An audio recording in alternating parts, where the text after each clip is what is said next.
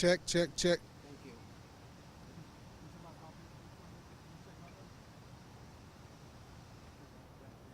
Check, check, check, check, mic check, mic check, mic check, mic check, mic check, mic check, mic check. I'm glad you're all here today.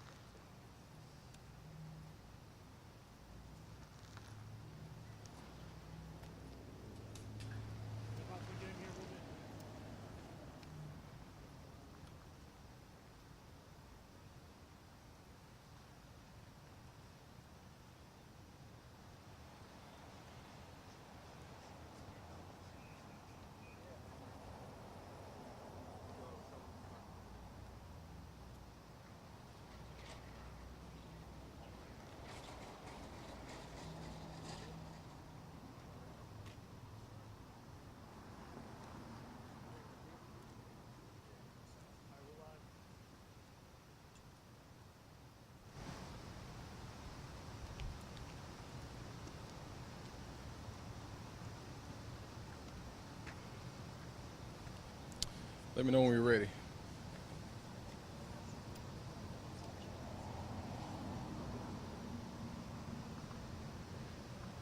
Ready? All right. All right, well, good morning.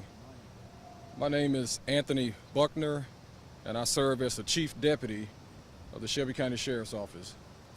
So this morning, just before 7 a.m., a deputy on patrol was involved in a crash with a citizen. Preliminary information suggests that a citizen pulled out in front of the deputy, which initiated the accident. A second deputy, responding to the first deputy's crash, was also involved in a crash.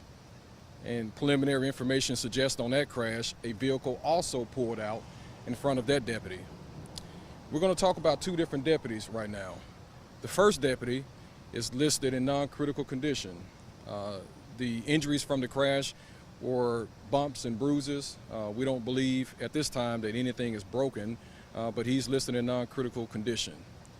The second deputy is listed in extremely critical condition. We've been here at the Regional 1 speaking with medical professionals about the deputy's condition and possibility of his recovery. Right now, it's going to be touch and go for the next couple of days for this deputy. I've had the opportunity to spend time with the families of both of these deputies, and one thing that they're asking for are the prayers of the community. We have some of the best medical professionals in the building that sits behind me, Regional 1. But the best medicine that these two deputies can have is the prayers of our community. Right now, we don't have a lot of information more than what I've shared about the crash. We did reach out to the Tennessee Highway Patrol, who is actually investigating both crashes. But the most important thing for us to communicate to the community is that we have one deputy in extremely critical condition and a second deputy in non-critical condition. And right now, we need prayers. To kind of paint the picture a little bit more, these two families received a knock on the door that no family of a law enforcement officer wants to receive. And it's that knock from deputies racing them to the hospital. For those families, there's a lot of terror, there's a lot of fear, and there's a lot of concern when they get that knock. But one thing that they saw and they commented on when they got here is the armada of deputies and police officers and troopers that were already waiting here to greet them and offer them prayers.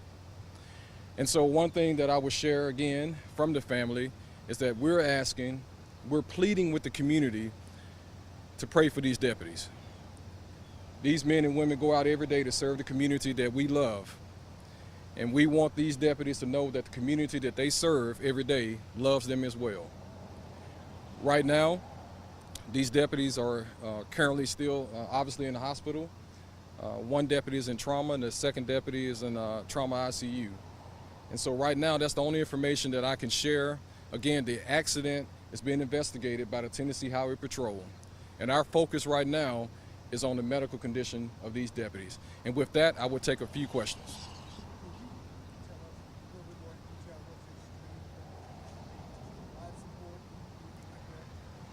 So the deputy is on life support. They're using some medical intervention to try to sedate him as best they can while they monitor him over the next 2 days. As the doctors shared with us, the next 2 days are going to be touch and go, and that they're going to be monitoring him very closely to see how his conditions improve or declines. Obviously, we're praying that the deputy's condition will improve. Obviously, this is a harsh reminder of drivers paying attention and taking a safe look when pulling out. Yeah, so I don't know many details of the crash, but I will say this. Over the last several months and actually the last several years, you've seen a lot of initiatives from the Tennessee Highway Safety Office dealing with distracted driving. And I'm not suggesting that this crash in particular suggests that, but one thing we do ask motorists is please stay off your cell phones and pay attention to the traffic around you. These motor officers, they face danger every single day. Obviously, they're not inside of a vehicle, so crashes like this can really exacerbate injuries that they sustain. So we're just asking people to stay off the phone. The motorcycle community depends on us making sure that we are paying attention to our driving behaviors. Anybody facing charges right now? So questions regarding charges in relation to both crashes will have to be sent to the Tennessee Highway Patrol. They will be the authority that can comment or weigh in on those questions. Any other questions? Thank you.